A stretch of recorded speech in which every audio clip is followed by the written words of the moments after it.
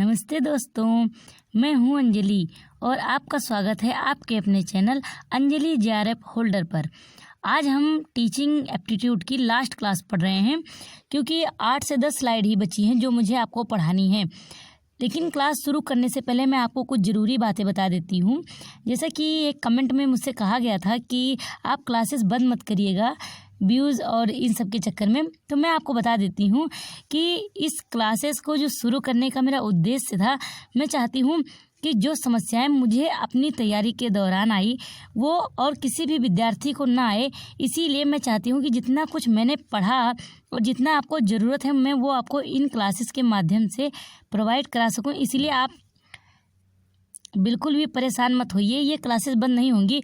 मैं आपको जल्द से जल्द अराउंड 3 से 4 महीने के बीच में मैं आपको सारे कॉन्सेप्ट क्लियर करा करके आपके सारे यूनिट कंप्लीट करा दूंगी। और इसके साथ ही साथ मैं आपको एक बात और बताना चाहूँगी। आज का जो वीडियो है वो थोड़ा बड़ा हो सकता है क्योंकि आज मैं आपको एक ही वीडियो में जो बचे हुए स्लाइड्स हैं वो मैं आपको सारे पढ़ाने वाली हूँ।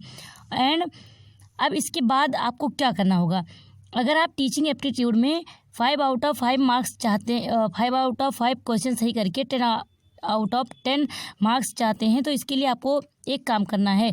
आप क्या करेंगे, जो आपने यहाँ से पढ़ करके नोट्स बनाए होंगे, अगर आपने नहीं बनाए हैं तो आप दोबारा से वीडियो को देख करके नोट्स बना लीजिए, क्योंकि आप किसी के नोट्स मांग करके और पढ़ करके इस परीक्षा में पास नहीं हो सकते हैं। जब आप खुद के नोट्स बनाएंगे तो आपको पेपर में वही चीज़ें काम आएंगी। इसलिए मैं आपसे बार बार कह रही हूँ, आप खुद के नोट्स बनाइए, क्योंकि परीक्षा हाल में जब आप बैठे होंगे एग्ज़ाम हॉल में तब आपको अपने ही नोट्स की चीज़ें याद आएंगी। आप बाद में बड़े बड़े मैराथन्स देखने मत जाइएगा, क्योंकि मैराथन्स देख करके आपका क्या ही हो जाएगा, फिर यही चीज़ें आप पढ़ेंगे। इससे अच्छा कि आप नोट्स बना लीजिए और जितने घंटे में आप लास्ट टाइम में मैराथन्स वीडियो देखते हैं उतने समय में आप अपने नोट्स का रिवीजन कर लेंगे तो आपके बहुत अच्छे अंक आएंगे और आप टीचिंग एप्टीट्यूड में 10 में से 10 अंक ला सकते हैं। बस आपको कंसिस्टेंसी के साथ पढ़ाई करनी है। और मुझे पता है कि जो विद्यार्थी ये क्लास देख रहा होगा वो एक सीरियस विद्यार्थी ही होगा अथवा वो किसी मैराथन के चक्कर में होगा। लेकिन अगर कोई मेरे चैनल तक पहुंच पा रहा है और वो इन वीडियोस को लगातार देख रहा है, मतलब वो सीरियस विद्यार्थी है। और अगर आप एक सीरियस विद्यार्थी हैं तो आप नोट्स ज़रूर बनाएंगे, सारी क्लासेस को देख लीजिए, नोट्स बना लीजिए। सारी क्लासेस बिल्कुल फ्री हैं। और उसके अलावा अगर आपको कोई समस्या आती है तो मैंने डिस्क्रिप्शन बॉक्स में मैंने टेलीग्राम ग्रुप का लिंक भेज दिया है। अगर आपको कोई भी समस्या आती है तो आप वहां आकर के पूछ सकते हैं। और उसके अलावा अगर आपको लगता है कि इन क्लासेस के बाद भी हमें केबीएस मदान या दृष्टि की गाइड को पढ़ना चाहिए जो कि मार्केट में आती हैं, तो मैं आपको टेलीग्राम ग्रुप पे वो बुक्स की पीडीएफ मैं आपको सेंड कर दूंगी। अगर आप पढ़ना चाहेंगे तो आप पढ़ सकते हैं, मेरे पास वो अवेलेबल हो गया है तो मैं आपको भेज दूंगी। लेकिन मैंने कभी वो किताबें पढ़ी नहीं हैं। अगर आप पढ़ना चाहें तो आप टेलीग्राम ग्रुप में मैसेज कर दीजिएगा, मैं वो बुक्स आपको सेंड कर दूंगी। आपको अलग से पैसा खर्चा करने की कोई ज़रूरत नहीं है, क्योंकि मुझे पता है कि अगर इस चैनल से जुड़ करके कोई भी विद्यार्थी पढ़ रहा है तो उसको कोचिंग की फ़ीस भरने की कोई आवश्यकता नहीं है। बस मेरा यही टारगेट है कि मैं आपको जून की परीक्षा में नेट जेआरएफ तक ले जा पाऊँ, ठीक है। और इसके अलावा अगर आपके मन में आ रहा हो कि इसके अलावा हमें क्या करना चाहिए, तो जो चीज़ आप कर सकते हैं, या तो आप इनकुलकेट लर्निंग चैनल पर जाइए और वहाँ से सारे प्रीवियस ईयर क्वेश्चन की जो प्लेलिस्ट है उसको सॉल्व कर लीजिए।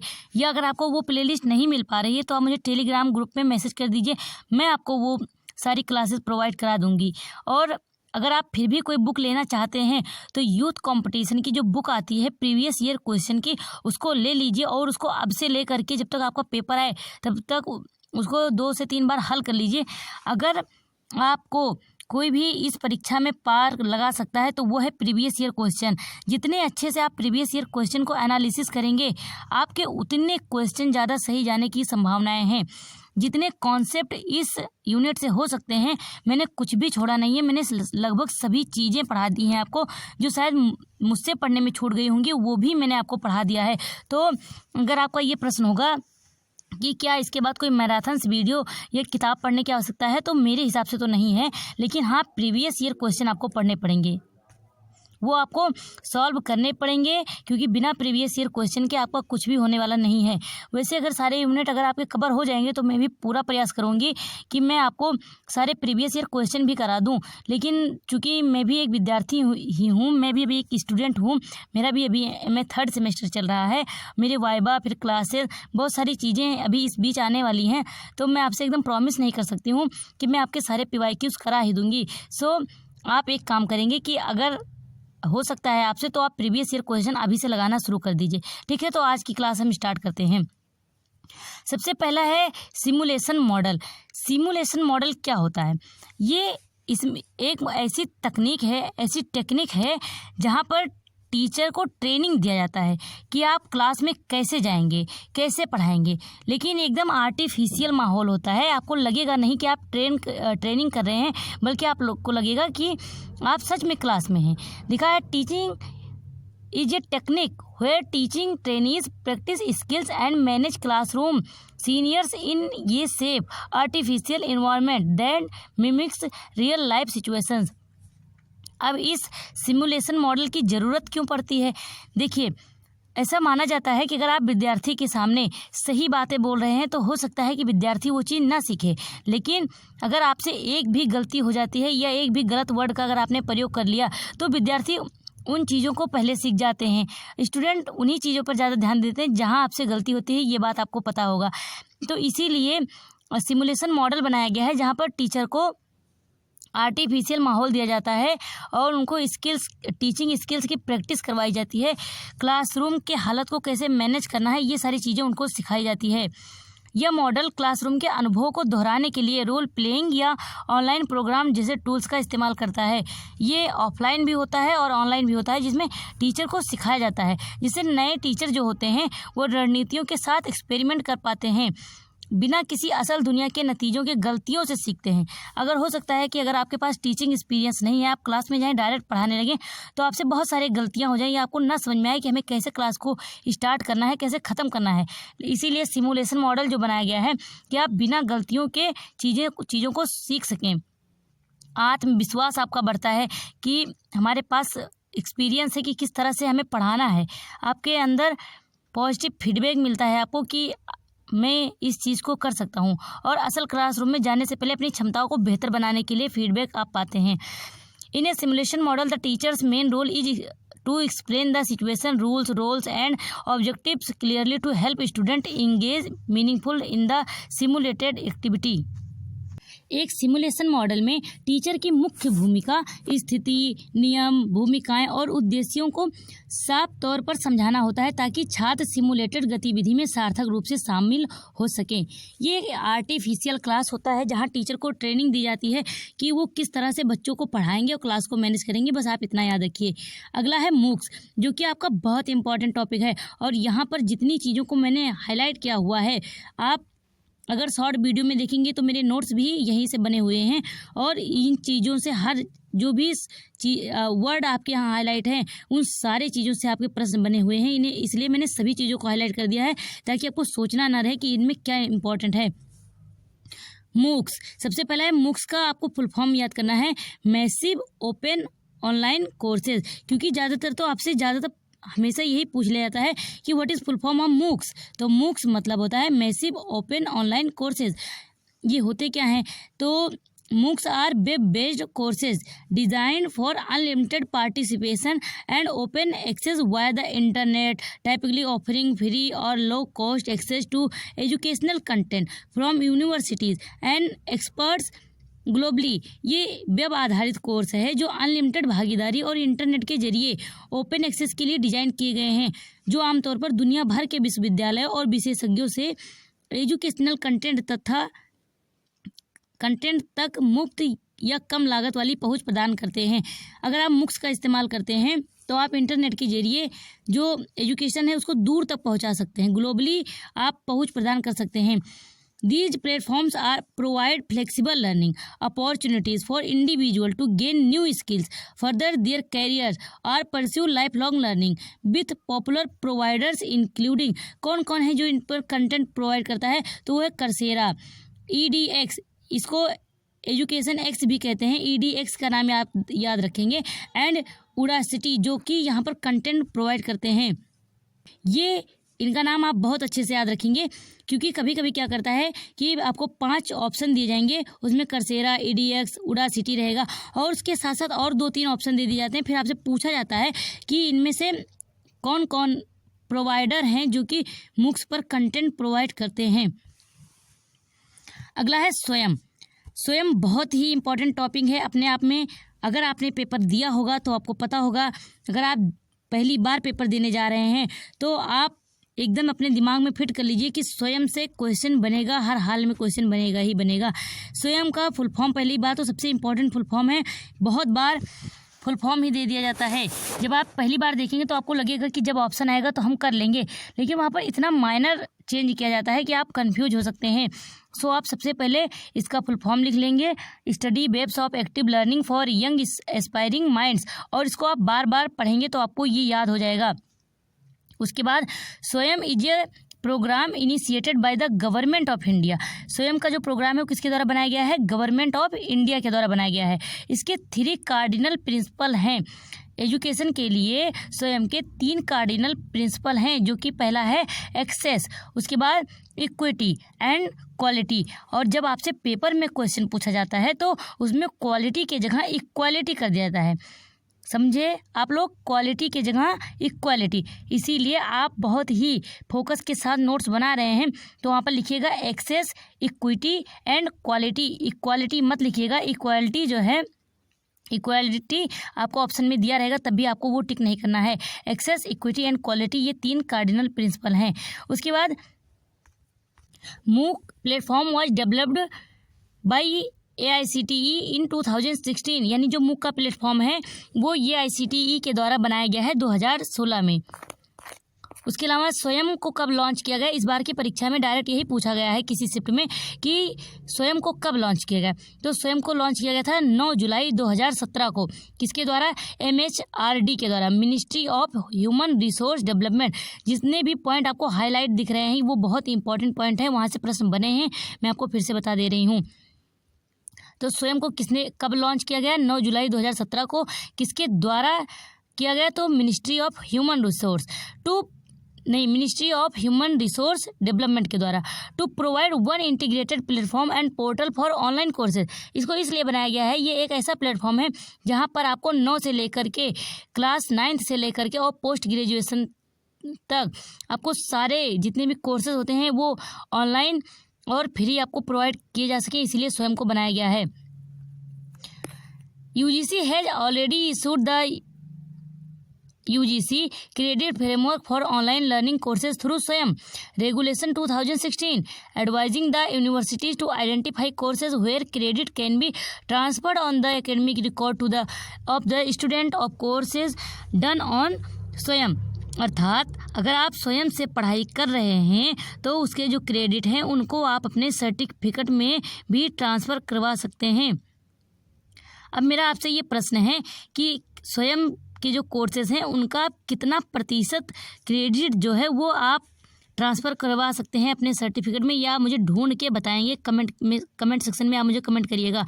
AICTE has also put out gazette notification in 2016 and subsequently for adoption of these courses for credit transfer। यानी स्वयं को क्यों बनाया गया? ताकि आप फ्री में पढ़ सकें और उसके बाद अपने जो क्रेडिट हैं उसको भी ट्रांसफ़र करवा सकें। ये 9 जुलाई 2017 को MHRD के द्वारा बनाया गया था, बस आप इतना याद रखिएगा। The current Swayam platform is developed by the Ministry of Education and NAPTAL, IIT Madras with the help of Google, INC and persistent system limited. अगर आप 2022 से लेकर के 2024 तक के प्रश्न पत्रों को उठा करके देखेंगे तो आपसे पूछा गया था कि स्वयं को जो डेवलप किया गया है उसमें किनका योगदान है। तो उसमें आपको गूगल, INC, परसिस्टेंट सिस्टम्स और भी आपको 2-3 ऑप्शन दिए गए थे, इसीलिए आपको ये मैंने पॉइंट भी हाईलाइट कर दिया है। आप इसको ऐसे लिख लीजिए और ऐसे याद कर लीजिए। अगर इसके अलावा कोई नाम मिलता है तो वो गलत है। मौजूदा स्वयं प्लेटफॉर्म को शिक्षा मंत्रालय और नेप्टल IIT मद्रास ने गूगल, INC और परसिस्टेंट सिस्टम लिमिटेड की मदद से डेवलप किया है। तो किसने डेवलप किया है? शिक्षा मंत्रालय, नेप्टल,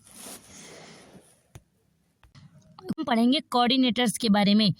कुछ कोऑर्डिनेटर जो हैं वो स्कूल एजुकेशन के लिए हैं, यानी वो स्कूल के एजुकेशन पर काम करते हैं, जैसे कि NIOS हो गया, NCERT हो गया। लेकिन कुछ आउट ऑफ स्कूल काम करते हैं, जैसे कि IGNOU, NITTTER। उसके बाद अंडर ग्रेजुएशन एजुकेशन के लिए काम करते हैं, जैसे NAPTEL हो गया, AICTE हो गया, CEC एंड IIMB। उसके बाद पोस्ट ग्रेजुएट एजुकेशन के लिए NAPTEL, AICTE, UGC and IIMB, ये कुछ ऐसे संस्थान हैं जो कि पोस्ट ग्रेजुएट एजुकेशन के लिए काम करते हैं। तो इसमें स्कूल एजुकेशन के लिए कौन कौन है? NIOS, NCERT। Out of school के लिए IGNOU और NITTTER। अंडर ग्रेजुएट के लिए NAPTEL, AICTE, CEC and IIMB। और पोस्ट ग्रेजुएट के लिए NAPTEL, AICTE, UGC and IIMB। ऐसे ही आप भी लिख लीजिएगा। Courses delivered through Swayam are available free of cost to the learners. और यही मैंने अभी आपको बताया कि स्वयं के जो जरिए जो भी कोर्स दिए जाते हैं वो फ्री है। हाउएवर लर्नर्स वांटिंग ए स्वयं सर्टिफिकेट, लेकिन अगर आप सर्टिफिकेट चाहते हैं, should register for the final proctored exams, तो आपको एग्जाम देना पड़ेगा। दैट कम एट अ फी, जिसमें आपको कुछ पैसे यानी कुछ एग्जाम फीस आपको देना पड़ेगा। And attend in person at design centres on specified date, मतलब कि कुछ इसके एग्ज़ाम सेंटर तय किए जाते हैं जो आपके डिस्ट्रिक्ट में ही कहीं नज़दीकी पर होगा। आप वहाँ पर जाएंगे, आपको एक तारीख दिया जाएगा, आप वहाँ पर जाएंगे, एग्ज़ाम देंगे और उसके बाद आपको आपका सर्टिफिकेट मिल जाएगा। उसके बाद है universities college approving credit transfer for these courses can use the marks certificate obtained in these courses for the same. जो यूनिवर्सिटी कॉलेज इन कोर्स के लिए क्रेडिट ट्रांसफ़र अप्रूव करते हैं वह इन कोर्स में मिले मार्क्स सर्टिफिकेट का इस्तेमाल इसके लिए कर सकते हैं। मतलब कि अगर आपकी यूनिवर्सिटी में स्वयं के कोर्सेज को अप्रूव किया जा रहा है तो आपके जो स्वयं के सर्टिफिकेट में जो आपके क्रेडिट है उसको आपके सर्टिफिकेट, आपका जो कॉलेज का जो सर्टिफिकेट है उसमें भी आप उसको ट्रांसफ़र करवा सकते हैं। और लगभग अब हर विद्यालय वाले स्वयं के जो कंटेंट हैं उसको स्वीकार कर रहे हैं। अब इसके कोऑर्डिनेटर के बारे में हम पढ़ेंगे, जिनमें कि टोटल इनके 9 कोऑर्डिनेटर्स हैं, लेकिन अब एक 10वां भी जुड़ गया है जिसके बारे में मैं आपको बताऊंगी अभी। In order to ensure that best quality content is produced and delivered 9 national coordinators have been appointed. They are, देखिए मैंने जब तक पढ़ा तब तक 9 ही थे और उसकी वेबसाइट पे भी आपको 9 ही दिखाएगा, लेकिन अब एक 10वां भी दिखाने लगा है तो हम लोग उसके बारे में भी जान लेंगे। लेकिन अगर पेपर में अगर आ गया तो आप ऑप्शन के अनुसार डील करेंगे, क्योंकि 9 और 10 एक साथ तो आपको नहीं ही मिलना चाहिए। सबसे पहला है AICTE। अब यहाँ पर जितने मैंने फुल फॉर्म लिखे हैं ये सब आपसे पूछे जा चुके हैं, इसलिए आप सारे के फुल फॉर्म अच्छे से याद कर लीजिए। All India council for technical education. और ये ICT बना कब था? तो वो 1945 में बना था। ये भी मैं आपको एक एडिशनल जानकारी बता देती हूँ, लेकिन ये ICT का टॉपिक है, जब हम लोग ICT यूनिट करेंगे तब मैं आपको वहाँ पर ये सारी चीज़ें डिटेल से बताऊँगी। AICTE all India council for technical education for self paced and international courses. ये क्यों बनाया गया है? Self paced and international courses के लिए ये ICTE बनाया गया है। और इंजीनियरिंग के लिए NAPTEL बनाया गया है। कुछ विद्यार्थियों को ऐसा डाउट होता है कि ये ICTE इंजीनियरिंग के लिए है, नहीं, ये टेक्निकल कोर्सेज के लिए AICTE बनाया गया है और इंजीनियरिंग के लिए NAPTEL बनाया गया है। NAPTEL जिसका कि फुल फॉर्म है national programme on technology enhanced learning. अगर आपको इनके सारे के फुल फॉर्म पता है तो आप मुझे कमेंट जरूर कर दीजिएगा, और अगर आपको नहीं पता है तो आप ढूंढ के अपने नोट्स में ज़रूर लिख लीजिएगा, या फिर मैंने जो नोट्स प्रोवाइड किए हैं अगर वहाँ पर क्लियर दिख रहा है तो आप वहाँ से भी लिख सकते हैं। ये इंजीनियरिंग के लिए है NAPTEL। और उसके अलावा UGC यूनिवर्सिटी ग्रांट कमीशन, ये बनाया गया है for non technical post graduation education के लिए।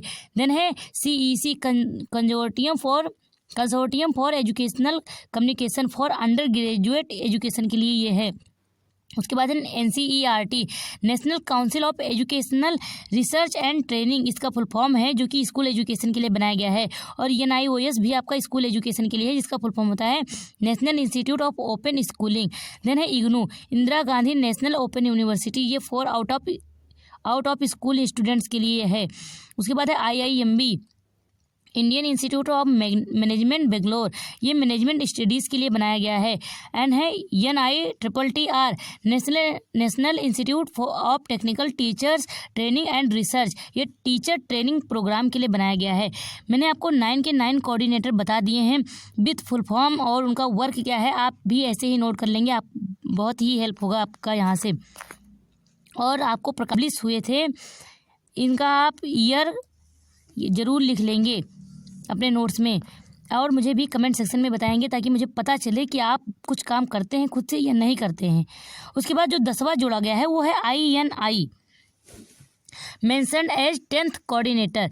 ये 10वां कोऑर्डिनेटर है इंस्टीट्यूट्स ऑफ नेशनल इम्पोर्टेंस, मतलब कुछ इम्पोर्टेंस वर्क को देखते हुए, राष्ट्रीय स्तर पर कुछ इम्पोर्टेंस वर्क को देखते हुए कुछ इंस्टीट्यूट को इसमें जोड़ा गया है, इसीलिए इसको INI कहते हैं। ये 10वां कोऑर्डिनेटर है। अगर आपके ऑप्शन में 9th और 10th दोनों तो वैसे आएगा नहीं, लेकिन अगर आता है तो आप अपने हिसाब से देख लीजिएगा। Institute of national importance, as a national coordinator the INI will offer courses from selected INIs।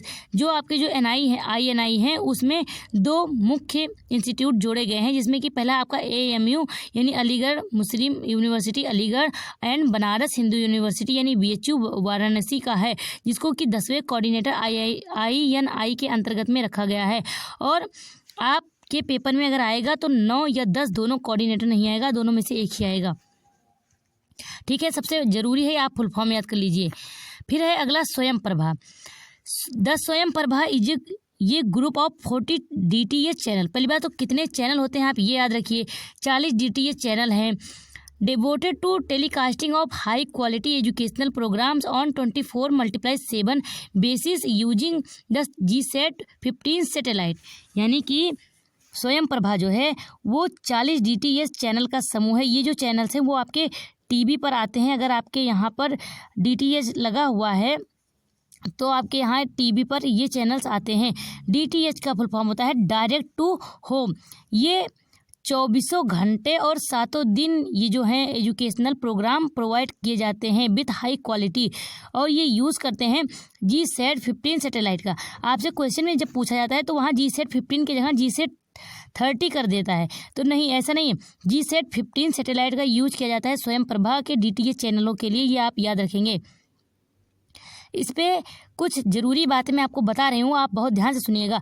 Every day there will be new content for at least 4 hours, यानी यहाँ पर आपको 4 घंटे लगातार या फिर 4 घंटे आपको डेली नए कंटेंट मिलेंगे, और वो जो नए कंटेंट हैं which would be repeated 5 more times in a day, यानी 4 घंटे नया कंटेंट आएगा और उसको 5 बार रिपीट किया जाएगा। यही प्रक्रिया चलती रहती है। allowing the student to choose the time of their convenience। अब ऐसा थोड़ी है कि अगर कोई एक स्टूडेंट अगर इन चैनलों से पढ़ रहा है तो वो बैठ करके 5 बार रिपीटेड चीज़ें देखेगा, नहीं, वो जब उसकी इच्छा हो तो चाहे वो नया कंटेंट देख ले चाहे वो रिपीटेड देख ले। तो 4 घंटे नए कंटेंट आते हैं और 5 बार, दिन के 5 बार उसको रिपीट किए जाते हैं, यानी कि टोटल 20 घंटे हो जाएंगे। 4 बार नया कंटेंट आएगा और 5 बार उसको रिपीट किया जाएगा, और जब ये पूरा सर्कल ख़त्म हो जाएगा तो फिर से आपके नए कंटेंट आ जाएंगे। ठीक है, इस तरह होता है। आपसे बहुत बार ऑप्शन में इस तरह से पूछा जाता है कि 5 घंटे नए कंटेंट दिए जाते हैं और 4 घंटे रिपीट किया जाता है। अगर आप प्रीवियस ईयर क्वेश्चन सॉल्व करेंगे तो आप ये चीज़ पाएंगे कि 5 घंटे नए कंटेंट और 4 घंटे रिपीटेशन। नहीं, गलत है। 4 घंटे यहाँ पर नए कंटेंट मिलेंगे आपको और उसके बाद 5 घंटे रिपीट किया जाएगा, और जब ये प्रक्रिया ख़त्म हो जाती है तो फिर से नया कंटेंट आपको अपलोड किया जाएगा, फिर उसके साथ यही प्रक्रिया होती है। This channels are uplinked from BISAG Gandhinagar,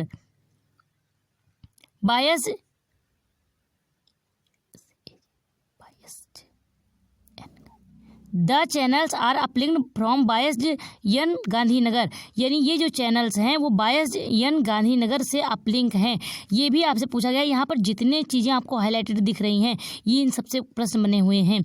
the contents are provided by IITs, UGC, CEC and IGNOU, यानी कि जो स्वयं प्रभा पे जो कंटेंट आते हैं वो प्रोवाइड किए जाते हैं IIT, UGC, CEC और IGNOU के द्वारा। The INFLIBNET inter maintenance the web portal channels name theme, यानी कि जो यहाँ के जो चैनल हैं वो वेब पोर्टल को मैनेज कौन करता है, तो इन्फ्लिबनेट करता है। इन्फ्लिबनेट का जो फुल फॉर्म है वो आप मुझे कमेंट सेक्शन में बताएंगे, ताकि मुझे समझ आए कि आप लोग सीरियसली अपने पढ़ाई को कर रहे हैं या नहीं। इन्फ्लिबनेट का आप मुझे कमेंट सेक्शन में फुल फॉर्म बताएंगे, और अगर आपको नहीं मिलता है तो आप मुझसे पूछ लीजिएगा। The INFLIBNET entire maintains the web portal channels theme. अब यहाँ पर आपको जो भी चैनल्स हैं, आपको 40 के 40 चैनल बिल्कुल भी याद नहीं करने हैं। शुरुआत से 10 चैनल आपको याद करने हैं, लेकिन ये जो चैनल्स हैं ये सितंबर 2025 में बदल दिए गए हैं। ये आपका जो है ये पिछला चैनल है, जो पहले से आ रहे थे वो चैनल है स्वयं प्रभा पे, लेकिन अब के जो चैनल हैं वो बदल दिए गए हैं, जिनका कि मैं आपको शॉर्ट वीडियो के माध्यम से मैं आपको उपलब्ध करवा दूंगी। वो मुझे टाइप करने में रह गया है, इसलिए मैं आपको नए चैनल्स जो भी हैं वो मैं आपको उपलब्ध करवा दूंगी। आप अपने नोट्स में ऐड डाउन कर लीजिएगा। अभी फ़िलहाल में अगर आपसे प्रश्न बनेंगे तो जहाँ तक मुझे लगता है कि वो जो नए वाले चैनल्स अब बन गए हैं इनको हटा करके वहाँ से प्रश्न पूछे जाएंगे, लेकिन एनटीए का कोई भरोसा नहीं। हो सकता है कि वो पिछले यहाँ से ये जो आप देख रहे हैं, ये जो चैनल्स के नाम आप देख रहे हैं, यहाँ से बहुत बार पूछा गया है कि चैनल नंबर 1 कौन सा है, 2 कौन सा है, 3 कौन सा है, 4 कौन सा है, या कौन सा चैनल जो है वो कौन सी चीज़ें प्रोवाइड कराता है। जैसे वागीस है तो लैंग्वेज एंड लिटरेचर प्रोवाइड कराता है, संस्कृति जो चैनल है वो हिस्ट्री, कल्चर और फिलॉसफी के लिए है। तो एनटीए का कोई भरोसा नहीं है, आपसे दोबारा से पूछा जा सकता है पुराने चैनलों में से भी और नए चैनलों में से भी। तो मैं आपको जो नए चैनल्स हैं, कौन से चैनल का क्या नाम है, पहले चैनल का, दूसरे चैनल का, और उनका क्या काम है, मैं आपको ये शॉर्ट वीडियो के माध्यम से जल्द ही प्रोवाइड करा दूंगी। ठीक है, तो हम पहले पुराने वाले चैनल को ही देख लेते हैं कि वागीस जो है उसका काम है लैंग्वेज एंड लिटरेचर का, मतलब वागीस जो चैनल है उस पर लैंग्वेज और लिटरेचर से संबंधित कंटेंट आते हैं। Sanskriti, history, culture and philosophy से रिलेटेड है। Prabodh social and behavioural science से। Saraswat education and home science से। Prabandhan information communication and management studies से। Vidhik law and legal studies से। कौटिल्य इकोनॉमिक्स एंड कॉमर्स से। Aryabhatta physical and earth sciences से। स्पंदन लाइफ साइंसेज से। And Daksh जो है वो अप्लाइड साइंसेज से। ये सारे जो चैनल्स हैं, ये जो 10 चैनल्स हैं वो सीईसी न्यू दिल्ली के द्वारा चलाए जा रहे हैं। बहुत बार ऐसा पूछा गया है कि 1 से लेकर जो 10 तक चैनल है उनको कौन मैनेज कर रहा होता है, तो उनको CEC consortium for educational communication जो आपका है वही न्यू दिल्ली से आपका इसमें कंटेंट प्रोवाइड कराता है, चैनल 1 से लेकर 10 तक। ये पुराने चैनल है, मैं आपको फिर से बता दूं, और नए चैनल जो हैं उनमें कुछ का नाम इन्हीं में से रखा गया है और कुछ चैनल का नाम बदल दिया गया है। यहाँ पर आपको 10 चैनल के नाम याद करने पड़ रहे हैं और इनके आगे जो है उनका नाम नहीं दिया गया है। जो 40 चैनल्स हैं उनका नाम नहीं दिया गया है। आप चाहें तो स्वयं प्रभा आप जा करके वेबसाइट पर भी चेक कर सकते हैं। आप ये 10 याद कर लेंगे, उसके बाद जो आपको मैं नए चैनल्स का नाम प्रोवाइड कराऊंगी वो आप याद कर लेंगे, बस। इससे ज़्यादा आपको कुछ नहीं करना है। ये 10 चैनल आपको सीईसी न्यू दिल्ली के द्वारा इस पर कंटेंट प्रोवाइड कराए जाते हैं, बस आप इतना याद रखिएगा। अगला है पीएम ई विद्या। इसको 2020 में लॉन्च किया गया। अभी क्रोनोलॉजी में लगाने के लिए जब एक पिछली बार प्रश्न बना था तो उसमें पीएम ई विद्या, स्वयं प्रभा ये सारे दिए गए थे। तो देखिए जो स्वयं और स्वयं प्रभा है वो 9 जुलाई 2017 को एक ही दिन लॉन्च किया गया था, स्वयं और स्वयं प्रभा को। लेकिन जो पीएम ई विद्या है वो 2020 में लॉन्च किया गया है। और PM e Vidya is a unique and innovative venture by the Ministry of Education, Government of India to facilitate multi mode access to digital online teaching learning contents of various types among students and teachers. PM e Vidya Bharat सरकार के शिक्षा मंत्रालय का एक अनोखा और innovative प्रयास है जो छात्रों और शिक्षकों के बीच कई तरह के डिजिटल ऑनलाइन शिक्षण अधिगम सामग्री तक मल्टी मोड एक्सेस को आसान बनाता है। The uniqueness of the PM e-Vidya lies with its comprehensive accessibility for all, as it caters the education content to all with its multi-mode setup of remote learning platform including internet, radio, community radio, podcast and TV। PM e-Vidya की खासियत इसकी सभी के लिए व्यापक पहुँच है, क्योंकि यह internet, radio, community radio, podcast और टीवी सहित रिमोट लर्निंग प्लेटफॉर्म के मल्टी मोड सेटअप के साथ सभी को शिक्षा सामग्री प्रदान करता है। मतलब ये इंटरनेट, रेडियो, कम्युनिटी रेडियो सभी चीज़ों पर ये जो चैनल्स हैं वो प्रोवाइड कराए जाते हैं और इसमें 300 से अधिक चैनल्स हैं, आप याद रखेंगे। वर्तमान समय में इसमें 200 चैनल हैं और one of the significant initiatives of PM e Vidya is creating 12 now 20 200, मतलब कि इसमें वर्तमान में 200 चैनल्स हैं। पीएम ई विद्या टीवी चैनल्स ये जो बनाए गए हैं वो छोटे क्लास के लिए बनाए गए हैं। जो स्वयं का निर्माण किया गया है वो 9 से लेकर के पोस्ट ग्रेजुएशन तक किया गया है, 9th क्लास से लेकर के पोस्ट ग्रेजुएशन के लिए किया गया है। लेकिन पीएम ई विद्या जो है ये स्कूली एजुकेशन के लिए बनाया गया है। On 1 class 1 channel to broadcast educational content related to class 1 to 12, मतलब ये एक क्लास के लिए एक चैनल बनाया गया है और ये 1 से लेकर के 12 तक की क्लास के लिए है। क्लास 1 to 12 तक है ये इसका जो थीम है उसका नाम ही है 1 क्लास 1 चैनल। और मन में ये प्रश्न हो सकता है कि जब इसमें 12 तक के क्लास ही पढ़ाए जाते हैं फिर 200 चैनल कैसे हो गए? तो अलग अलग भाषाओं की क्लासेस भी इसमें चलती हैं, इसीलिए सबको मिला करके अब इसमें वर्तमान समय में 200 क्लासेस चलती हैं। PM e Vidya DTH channels benefits learners in remote areas where stable internet is not available, मतलब कि जो पीएम ई विद्या के चैनल्स हैं वो वहाँ भी अवेलेबल होते हैं जहाँ इंटरनेट नहीं चलते हैं। मतलब कि पीएम ई विद्या पर पढ़ने के लिए आपको इंटरनेट की सुविधा की आवश्यकता नहीं है। अगर आपके यहाँ टीवी लगा हुआ है, उसमें डीटीएच लगा हुआ है, तो आप पीएम ई विद्या के चैनल्स को देख सकते हैं, आपको इंटरनेट की आवश्यकता नहीं है। These channels broadcast curriculum-based educational content developed by NCERT and other agencies like CBSE, KBS, NIOS, Rotary, etc. मतलब कि यहाँ के जो कंटेंट हैं वो NCERT बनाता है, CBSE, KBS, NIOS, Rotary के द्वारा यहाँ के जो कंटेंट है वो बनाए जाते हैं। Video content has been developed in Hindi, English and regional languages, यानी कि जो वीडियो कंटेंट आपको मिलेंगे वो हिंदी, इंग्लिश और जो क्षेत्रीय भाषा है उसमें आपको यहाँ के कंटेंट मिलेंगे।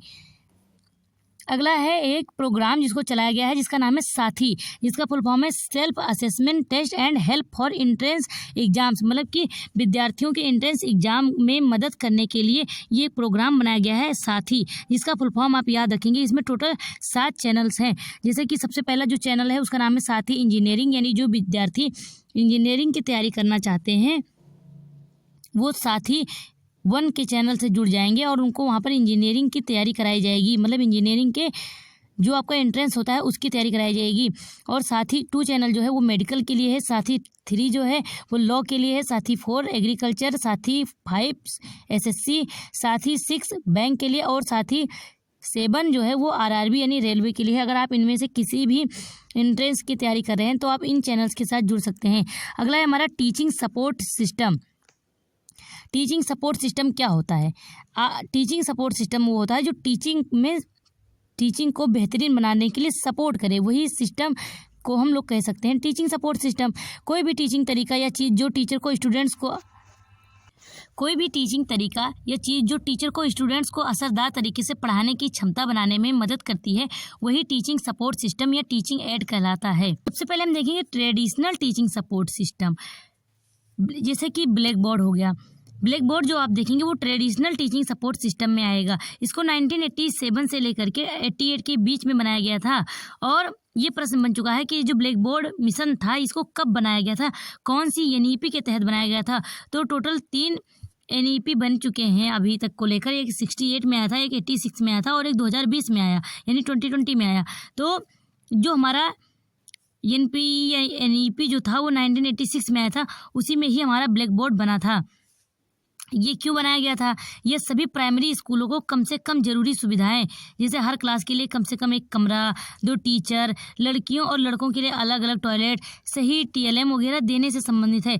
आप ब्लैक बोर्ड मिशन जो है उसको सिर्फ वो ब्लैक वाले बोर्ड से नहीं समझेंगे। ब्लैक बोर्ड एक मिशन था जिसको ऑपरेशन ब्लैक बोर्ड के नाम से जानते हैं। ये 1987 से लेकर के 88 के बीच में बना था, जो कि नेशनल एजुकेशन पॉलिसी या नेशनल पॉलिसी ऑन एजुकेशन 1986 के तहत इस स्कीम को शुरू किया गया था।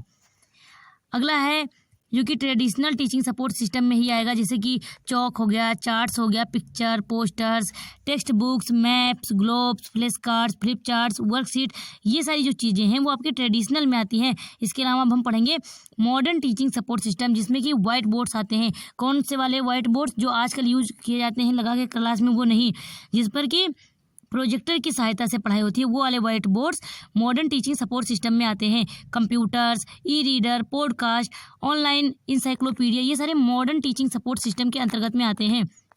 Audio and audio visual support material, PPTs, ये सब आपके मॉडर्न टीचिंग सपोर्ट सिस्टम में आते हैं। अब हम कुछ ऐसे सपोर्ट सिस्टम के बारे में जानेंगे, कुछ ऐसे टीचिंग सपोर्ट सिस्टम के बारे में जानेंगे जो कि आईसीटी बेस्ड है, जैसे blended classroom, virtual labs, flipped classroom, virtual reality, open educational resources. मतलब कि ऐसी क्लास जहाँ पर अगर आप बैठे रहें तो आपको ऐसा लगने लगे कि आप जो चीज़ें देख रहे हैं वो वर्तमान में सही तरीके से घटित हो रही है। मतलब कि अगर आजकल के स्टूडेंट्स को अगर आप आईसीटी टीचिंग सपोर्ट का सिस्टम का यूज़ करते हैं तो अगर आप उनको नक्षत्र के बारे में पढ़ा रहे होते हैं तो आपको क्लास में नक्षत्र दिखा भी सकते हैं, और इसे हम लोग कहते हैं ICT based teaching support system.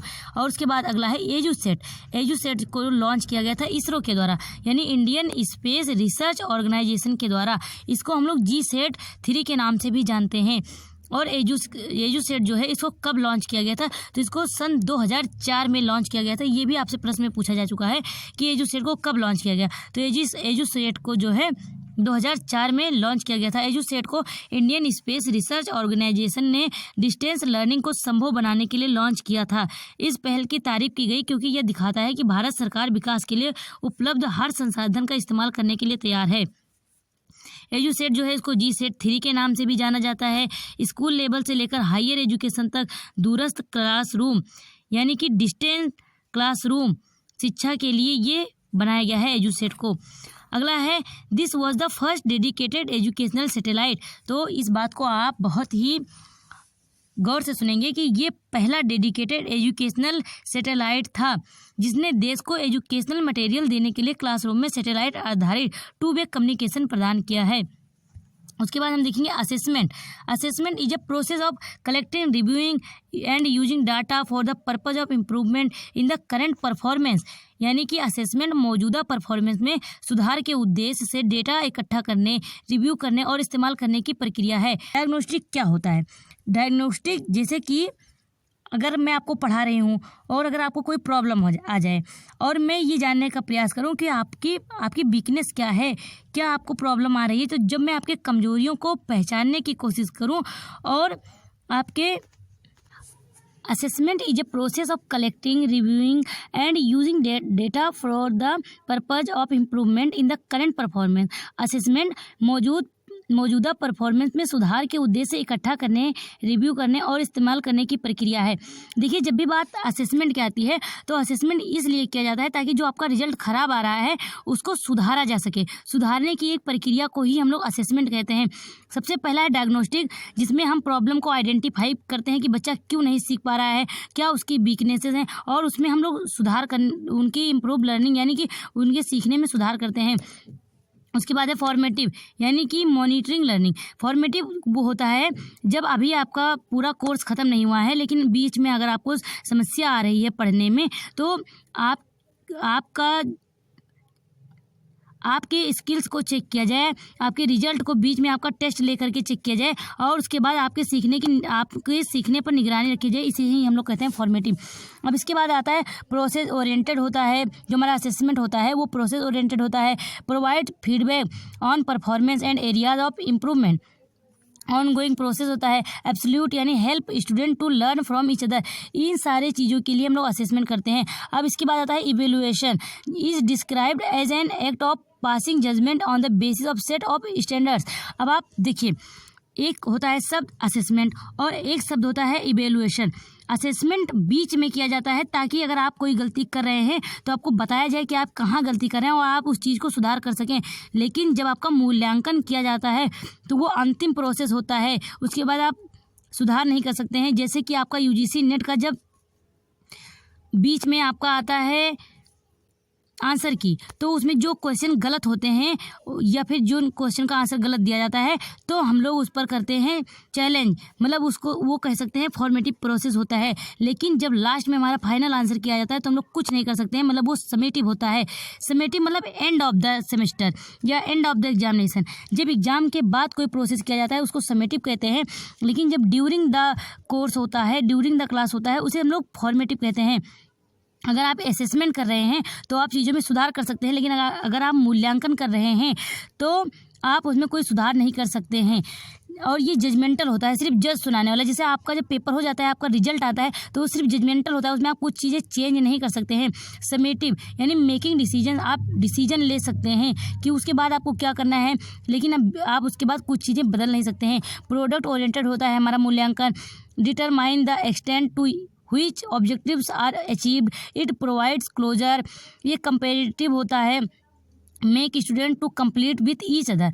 अब हम पढ़ेंगे areas of function after instructional process. ये समेटिव असेसमेंट होता है टू सर्टिफाई द लर्नर, यानी कि लर्नर को सर्टिफाई करने के लिए होता है। एंड ड्यूरिंग इंस्ट्रक्शनल प्रोसेस, देखिए मैंने आपको बताया कि 2 प्रकार के हमारे पास असेसमेंट हो सकते हैं। सबसे पहला है हमारे पास जो कि हमारे आफ्टर इंस्ट्रक्शनल प्रोसेस हो, यानी कि जो कि एंड ऑफ द एग्जाम या एंड ऑफ द सेमेस्टर होता है, उसे समेटिव असेसमेंट कहते हैं। लेकिन जो ड्यूरिंग में यानी कि सेमेस्टर या फिर एग्जाम के दौरान होता है, उसे हम लोग ड्यूरिंग इंस्ट्रक्शनल प्रोसेस कहते हैं। जैसे डायग्नोस्टिक असेसमेंट, आप सीख रहे हैं और बीच में अगर आपको कोई कठिनाई आ रही है, टू सॉल्व लर्निंग डिफिकल्टीज, तो आपकी कठिनाई को पता करके उसको सॉल्व करने का प्रयास किया जाए, तो उसे डायग्नोस्टिक असेसमेंट कहते हैं। आफ्टर इंस्ट्रक्शनल प्रोसेस जो होता है उसे हम लोग समेटिव असेसमेंट कहते हैं। ये कोर्स के बाद में होता है। एंड ड्यूरिंग यानी कि अगर आप कोई कोर्स कर रहे हैं या आप कोई क्लास पढ़ा रहे हैं, उसके बीच में ही स्टूडेंट की प्रॉब्लम को जानना चाहते हैं, तो उसमें हमारा ड्यूरिंग इंस्ट्रक्शनल प्रोसेस होगा, जिसमें कि 2 तरीके आते हैं, diagnostic assessment and formative assessment. और उसके होता है इन दोनों के ही पहले, जैसे कि कोई बच्चा आया क्लास में, अभी उसका एंट्री हुआ, अब आप जानना चाहते हैं उसका एंट्री बिहेवियर, कि वो उसका एंट्री बिहेवियर क्या है, आप उसके एंट्री बिहेवियर के बारे में जानना चाहते हैं कि बच्चे को ऑलरेडी कितना आता है, तो उसका हम लोग करते हैं placement assessment before instructional process. यानी कि बच्चे का एडमिशन हो गया, वो क्लास में आने लगा, लेकिन अब आप जानना चाहते हैं कि उसको प्रीवियस नॉलेज कितनी है, तो प्रीवियस नॉलेज की जानकारी करने के लिए हम लोग प्लेसमेंट असेसमेंट करते हैं। आई होप मैं आपको ये चीज़ें समझा पाई हूँ। उसके बाद हमारा आता है, सबसे पहले आता है क्राइटेरियन रिफरेंस इवेल्युएशन, और उसके बाद हमारा आएगा norm reference evaluation.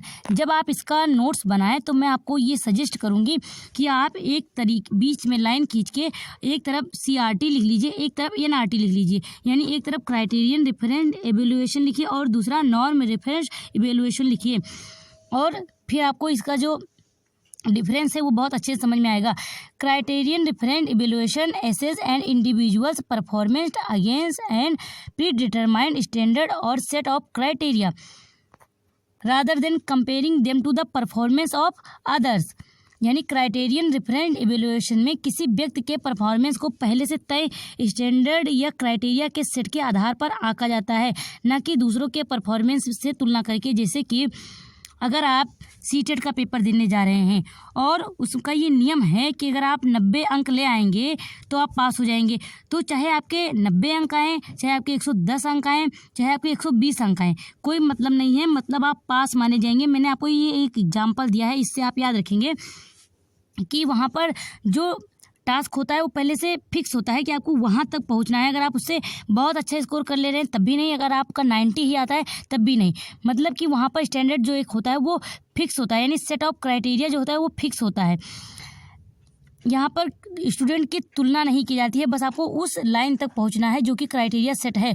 The goal is to determine if the person has mastered specific skills और knowledge required for a task such as passing a driving test और achieving a certain score on a math test to demonstrate proficiency. इसका मकसद ये पता लगाना होता है कि क्या व्यक्ति ने किसी काम के लिए ज़रूरी खास स्किल्स या नॉलेज हासिल कर ली है, जैसे ड्राइविंग टेस्ट पास करना या मैथ टेस्ट में प्रोफिशिएंसी दिखाने के लिए एक खास स्कोर हासिल करना। मतलब कि अगर एक मैथ का टीचर है और वो ये जानना चाहता है कि बच्चा कितना अच्छा स्कोर कर पा रहा है, तो वो क्राइटेरिया रख दे कि अगर 20 नंबर का अगर आपका टेस्ट हुआ है तो आपको 10 मार्क्स उसमें से लाने ही लाने हैं, तभी आप पास माने जाएंगे। तो क्राइटेरिया फिक्स है, चाहे आप 10 ले आए, चाहे आप 11 ले आए, चाहे आप 12 नंबर ले आए, तभी आप पास माने जाएंगे। मतलब आपको खास स्कोर जो होता है वहाँ तक पहुँचना होता है, उसे ही हम लोग CRT कहते हैं। ये जो तरीका होता है professional certification, licensing exam, educational setting में आम है, जहाँ खास लक्ष्यों में महारत हासिल करना बहुत ज़रूरी होता है। लेकिन जो आपका CRT होता है, NRT होता है, उसमें स्टूडेंट का स्टूडेंट से कंपैरिजन किया जाता है। Norm reference test are assessment given to students to determine how they perform in comparison to their peers who have taken the same test. यानी नॉर्म रेफरेंस टेस्ट ऐसे असेसमेंट होते हैं जो स्टूडेंट को ये पता लगाने के लिए दिए जाते हैं कि वह अपने साथियों की तुलना में कैसे परफॉर्म करते हैं। जैसे कि आपका होता है UGC नेट का एग्ज़ाम, यहाँ पर स्टूडेंट को स्टूडेंट से तुलना करके आपकी जो परसेंटाइल होती है वो बनती है। ठीक है, तो आपका जो UGC नेट का एग्ज़ाम है वो क्या है, वो NRT पे ही बेस है, क्योंकि यहाँ पर स्टूडेंट का स्टूडेंट से कंपेरिजन किया जाता है। All students taking the test are compare to a norm group who were given the test before it was distributed for mass use। Test देने वाले सभी स्टूडेंट्स की तुलना एक नॉर्म ग्रुप से की जाती है जिन्हें बड़े पैमाने पर इस्तेमाल के लिए टेस्ट बांटने से यह टेस्ट दिया गया था। मतलब इसमें स्टूडेंट का स्टूडेंट से कंपैरिजन किया जाता है। दूसरा जो खास अंतर है वो मैं आपको बताती हूँ। CRT जो होता है यानी कि क्राइटेरियन रिफरेंस एवेल्युएशन जो होता है, और इसको मैं CRT क्यों कह रही हूँ, क्योंकि क्राइटेरियन रिफरेंस टेस्टिंग कहें या CRE मतलब क्राइटेरियन रेफरेंस एवेल्युएशन कहें, दोनों एक ही बात है। ठीक है, तो जो आपका क्राइटेरियन वाला होता है उसमें परसेंटेज में अंक आते हैं, लेकिन जो आपका NRT होता है या NRE होता है इसमें आपके जो अंक आते हैं वो परसेंटाइल में आते हैं। ये दोनों में खास अंतर है। ठीक है, इसको आप याद रखेंगे। उसके बाद 2015 2015 and 16 UGC introduce choice based credit system in Delhi university. यानी सबसे पहले जो CBCS का जो कॉन्सेप्ट था वो किसने शुरू किया, तो वो UGC ने दिल्ली यूनिवर्सिटी में चॉइस बेस्ड क्रेडिट सिस्टम शुरू किया। सबसे पहले CBCS को किसने शुरू किया, तो दिल्ली यूनिवर्सिटी ने शुरू किया। कब शुरू किया, 2016 में। और अब आप देख रहे हैं कि जो सेमेस्टर एग्जाम है वहाँ पर भी CBCS को लागू किया गया है। जैसे कि हम लोगों का जो एग्ज़ाम हो रहा है NEP 2020 के बाद से वो सारे CBCS प्रणाली पर चल रहा है। CBCS में क्या फ़ायदा है, अब इसके बारे में थोड़ा हम जानने का प्रयास करेंगे। Evaluation in the CBCS in higher education uses a grading system to assess student performance, replacing traditional marks. Students earn credit for courses by performing satisfactorily and these credits accumulate over semester towards ये CGPA। यानी कि जो CBCS होता है वो higher education में मूल्यांकन करने के लिए, स्टूडेंट्स के परफॉर्मेंस को आंकने के लिए पारंपरिक मार्क्स की जगह ग्रेडिंग सिस्टम का इस्तेमाल करता है। स्टूडेंट्स कोर्स में संतोषजनक परफॉर्मेंस करके क्रेडिट कमाते हैं और ये क्रेडिट सेमेस्टर के दौरान जमा होकर continuous and cumulative grade point average यानी CGPA बनाते हैं। मतलब कि जो CBCS होता है सबसे पहले उसको हायर एजुकेशन में कब लागू किया गया, तो 2015 से 16 में दिल्ली यूनिवर्सिटी में लागू किया गया। और उसके बाद इसको क्यों किया गया, पहले क्या होता था कि आपके जो अंक आते थे, जैसे कि अगर आपका 600 का पूर्णांक है उसमें अगर आप 300 नंबर ला रहे हैं, 400 नंबर ला रहे हैं, इस तरह से होता था। लेकिन अब आपके जो मैक्सिमम मार्क्स में से जो आपके मिनिमम मार्क्स आएंगे वो तो लिखे ही रहेंगे, साथ ही साथ में उसमें ग्रेड दिया जाता है कि आपका कौन सा ग्रेड आ रहा है, साथ ही साथ में आप कितने पॉइंट अर्न कर रहे हैं। एक सेमेस्टर एक ईयर के अंदर आपको 40 जो आपके CBCS होते हैं पॉइंट वो आपको अर्न करने होते हैं, ये आप देख लेंगे। ठीक है, ओवर सेमेस्टर एक सेमेस्टर के अंदर आपका CGPA बनता है। टोटल 10 CGPA होता है, 10 पॉइंट एवरेज होता है, जिसमें से कि आपका CGPA बनता है। पहली बात तो CBCS का फुल फॉर्म याद कर लीजिए, चॉइस बेस्ड क्रेडिट सिस्टम, यही सबसे ज़रूरी है। फिर CGPA का फुल फॉर्म क्या होगा, continuous and cumulative grade point average, इसका फुल फॉर्म आप याद कर लीजिए, ये बहुत ज़रूरी है। CBCS को इसलिए लाया गया है ताकि आपका जो अंक है वो ग्रेडिट सिस्टम, आपको ग्रेडिंग मिल सके, आपको ग्रेड मिल सके, अपने अंकों के साथ में आपको ग्रेड मिल सके। ठीक है, this system provides more flexibility, ये बहुत ही आपको लचीलापन प्रदान करता है। Then the conventional system by allowing student to choose courses from a range of core elective and skill based options, promoting a system centric approach to learning. ये system पारंपरिक सिस्टम की तुलना में ज़्यादा फ्लेक्सिबिलिटी देता है, जिससे स्टूडेंट्स कोर इलेक्टिव और स्किल बेस्ड ऑप्शन की रेंज में से कोर्स चुन सकते हैं, जिसे सीखने के लिए स्टूडेंट सेंट्रिक अप्रोच को बढ़ावा मिलता है। पहले आप देखते थे कि अगर आप 3 विषय लेना चाहते थे तो वो आप सिर्फ 3 विषय ले सकते थे, लेकिन अब क्या है कि आप अपनी इच्छा अनुसार विषयों को चुन सकते हैं। ऑप्शन की रेंज, जो भी ऑप्शन की रेंज है उनमें से आप कोई भी कोर्स चुन सकते हैं। यहाँ तक कि साइंस साइड में पढ़ने वाला बच्चा एक आर्ट का भी सब्जेक्ट ले सकता है। ठीक है, तो इस तरह से ये चीज़ों को और बहुत ही फ्लेक्सिबल बनाता है जो हमारा CBCS प्रणाली है। इसमें टोटल 10 पॉइंट ग्रेडिंग सिस्टम होते हैं, जो कि मैंने अभी आपको बताया कि UGC has fixed 10 point graded system. 10 point grading system होते हैं bye defining various CBCS concept आज फॉलोज। चॉइस बेस्ड, सबसे पहला CBCS का क्या काम है, चॉइस बेस्ड होता है। चॉइस ऑफ मल्टीपल कोर्सेज, यहाँ पर बहुत मल्टीपल कोर्सेज होते हैं जिनमें से आप अपनी इच्छा अनुसार विषय चुन सकते हैं। आप साइंस साइड पढ़ने वाला बच्चा सिर्फ साइंस के विषय को ना पढ़ के आर्ट्स के भी एक सब्जेक्ट ले सकते हैं। और पहले जहाँ 3 सब्जेक्ट होते थे अब वहाँ पर 6 सब्जेक्ट को कर दिया गया, ताकि बच्चे बहुत सारी चीज़ों को और मल्टीपल तरीके से सीखें। और इसी तरह से जो आपका ईयर वाला एग्जाम होता था उसको हटा करके सेमेस्टर एग्जाम को लाया गया। आपको अंक के साथ साथ में ग्रेड भी प्रदान किए जाते हैं, ताकि इन चीज़ों को आपका जो हायर एजुकेशन में जो एजुकेशन प्रणाली है उसको और बहुत ही फ्लेक्सिबल बनाया जा सके। देन है ग्रेडिंग, आपको ग्रेड दिया जाता है, सेमेस्टर कर दिया गया है, क्रेडिट आपको प्रदान किया जाता है। आपको क्रेडिट मिलता है कि आपने एक सेमेस्टर में कितना क्रेडिट अर्न किया। असेसमेंट होता है आपका, कंटिन्यूअस एंड वाइड रेंजिंग होती है। तो मैंने आपको ये सारी चीज़ें पहले भी बता दी थी और वही सारी चीज़ें लिखी हैं। इसमें जो 10 पॉइंट ग्रेडिट सिस्टम होते हैं, अब आपसे ये थोड़ी पूछा जाएगा कि बताइए कि ओ पॉइंट पे कितना मिलेगा, ऐसा कुछ नहीं है। ये सिर्फ आपको समझने के लिए है, सारी चीज़ें आपको याद ही नहीं करनी है, बहुत सारी चीज़ें सिर्फ और सिर्फ आपको समझनी है। अगर आपका 10 पॉइंट ग्रेडिंग सिस्टम है तो आपको वो यानी आउटस्टैंडिंग मिलेगा। अगर आपका 9 है तो A+ यानी एक्सीलेंट, 8 है तो A यानी वेरी गुड। अगर आपका 7 ग्रेडिंग सिस्टम है तो आपको B+ यानी गुड मिलेगा। ऐसे आपके आपका जो सब्जेक्ट होता है उसका जब एग्ज़ाम लिया जाता है तो उसमें नंबर के बगल में ये ग्रेडिंग सिस्टम भी दिया जाता है।